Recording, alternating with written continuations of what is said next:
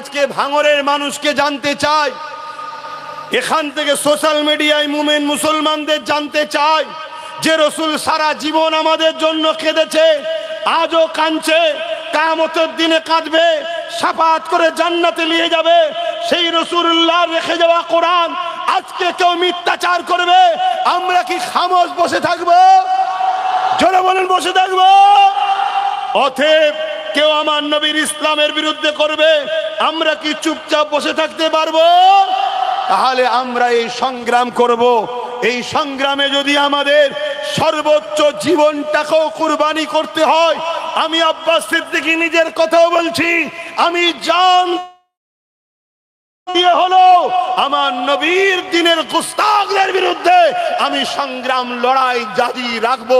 আপনারা কারা আমার সঙ্গে একমত আছেন হাত তুলে দেখান। আল্লাহু আকবার, আল্লাহু আকবার, জোরে বলুন আল্লাহু আকবার। নারে দিবে লব্বাইক লব্বাইক লব্বাইক লব্বাইক লব্বাইক। না